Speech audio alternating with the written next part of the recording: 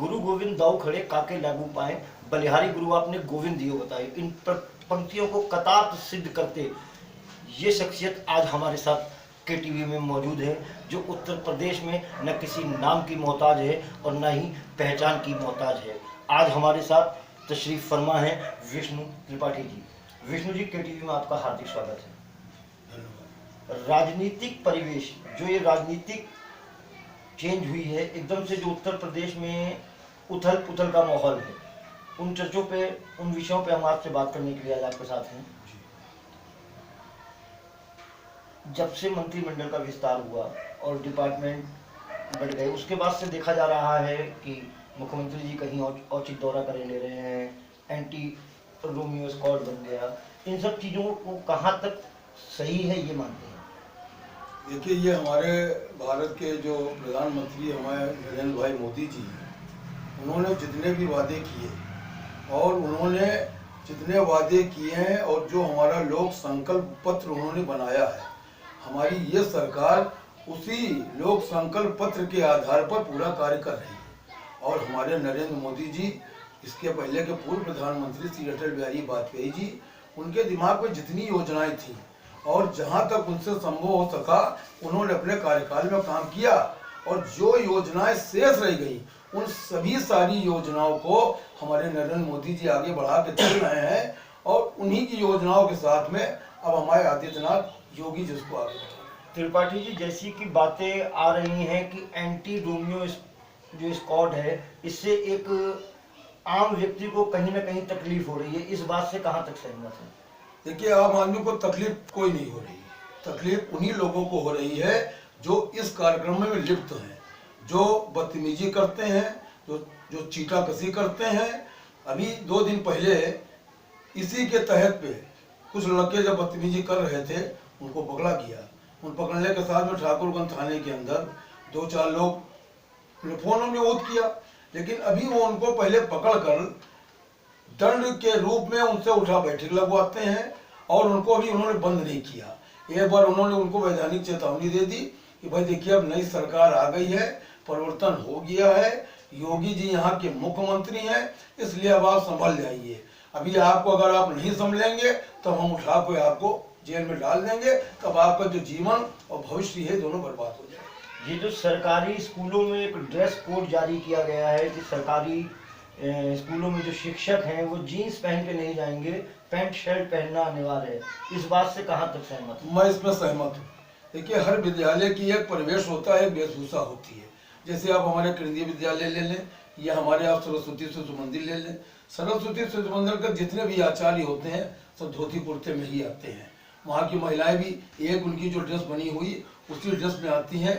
उससे बच्चों पे प्रभाव अच्छा पड़ता है और बच्चों का भविष्य उज्जवल होता है। इसलिए अगर एक ड्रेस उन्होंने विद्यालय की तरफ से निश्चित कर दी तो हमको उस ड्रेस पहननी चाहिए और उसका पालन करना चाहिए। और जो बच्चे नए युवा पीढ़ी के हैं और उनके माता पिता को भी इसमें ध्यान देना चाहिए कि हमारे बच्चे कौन से कपड़े पहन रहे हैं, हमारी बेटी स्कूल जा रही है कौन से कपड़े पहन रही है। जब पिताजी निकल जाते हैं उसके बाद में बच्चे जब निकलते हैं तो माताओं को भी इस पर ध्यान देना चाहिए। अगर हम यहीं से थोड़ी सी शुरुआत करेंगे तो हमारे बच्चों का भविष्य कभी खराब नहीं होगा और ना उनसे कोई चीटाकसी करेगा ना कोई बदतमीजी करेगा। मेरा सवाल त्रिपाठी जी ये था कि जो सरकारी शिक्षक है, जो मास्टर हैं, उनके लिए ड्रेस कोड लागू हुआ है कि सरकारी शिक्षक कॉलेज में जीन्स टी शर्ट इस टाइप के कपड़े पहन के नहीं जाएंगे, पैंट शर्ट पहनना अनिवार्य है। मैं इसके समर्थन में इसके समर्थन में जो अभी इधर मुख्यमंत्री जी ने कई दौरे किए, सफाई को लेकर, पुलिस को लेकर, इन सब जो ये अचानक हो रहा है, इन सब से क्या मतलब लगता है कि उत्तर प्रदेश में कुछ बहुत बड़ा परिवर्तन आने वाला है? बहुत बड़ा परिवर्तन आने वाला है। वो अभी देखिए 5 या 6 दिन हुए हैं, आज 24 तारीख है और शपथ ग्रहण किए 4-5 दिन के अंदर उत्तर प्रदेश के अंदर बहुत जल्दी ऐसा परिवर्तन आने वाला है कि जो हमारे अटल जी और मोदी जी का जो सपना है,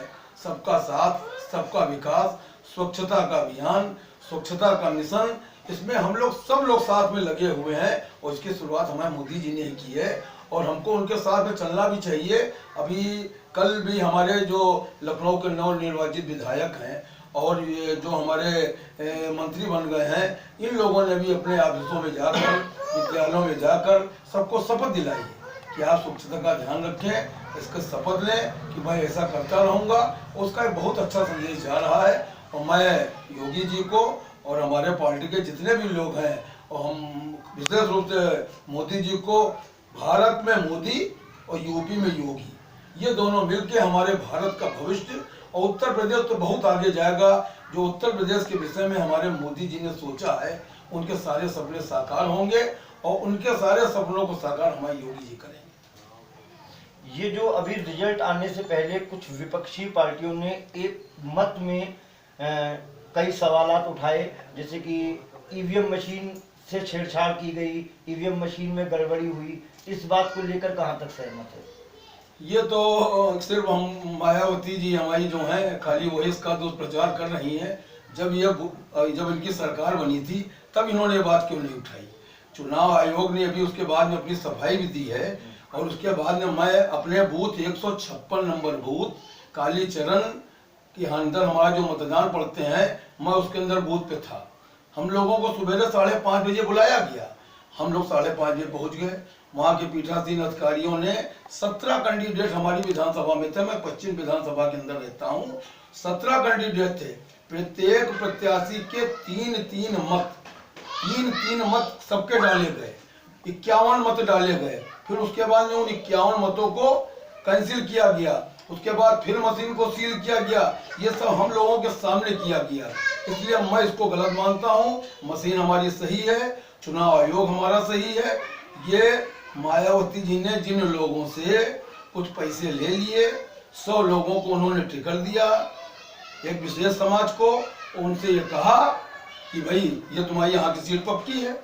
जब वहाँ की सीट पक्की है तो उसमें क्यों 10 ही लोग क्यों जीते, बाकी क्यों हार गए? तो उनके वोकलाट कुछ लोग उनसे कुछ पैसे भी मांग रहे हैं, इसकी वजह से उसका दुष्प्रचार कर रहे हैं। राज्य सरकार ने बहुत बड़ा फैसला लिया है कि अवैध स्लॉटर हाउस तत्काल प्रभाव से बंद किए जाए। बंद करना उचित है या अनुचित है? क्या कुछ लोगों का कारोबार इससे ही नहीं चल रहा है केवल? तो देखिए, जो लोग इससे जुड़े हुए हैं, बूचड़ खानों से जुड़े हुए हों या जहाँ पे कत्ल खाने खुले हों, या हमारे मोदी जी ने भी एक आदेश दिया था, उसके बाद में अभी जब हमारे चुनाव प्रचार की रैलियाँ हो रही थी तो हमारे राष्ट्रीय अध्यक्ष अमित शाह जी ने भी हर मंच पे कहा कि हमारी उत्तर प्रदेश के अंदर अगर सरकार भारतीय जनता पार्टी की बन गई तो हमारा सबसे पहला कार्य इसको हटाने का मैं करूंगा। और मुझे सबसे ज़्यादा प्रसन्नता ये है कि मैं 1972 से लगा हुआ हूँ और 1989 से सक्रिय राजनीति कर रहा हूँ। मैं इतना प्रसन्न हूँ कि हमारी ये सरकार एक ऐसी आई है कि जो पहली बार जो इनका लोक संकल्प पत्र बना है, उसी के आधार पर सबसे पहले हमारे योगी जी ने सभी अधिकारियों को बुलाया, सबको एक पत्र दिया, कहा कि आपको इसी आधार पर कार्य करना है और इसी से आप चलेंगे। और ये बहुत बड़ी प्रसन्नता की बात है कि वो जो योजना लेकर चल रहे हैं हमारे मोदी जी और योगी जी, इससे लगता है कि हमारा भारत फिर एक बार सोने की चिड़िया हो जाए।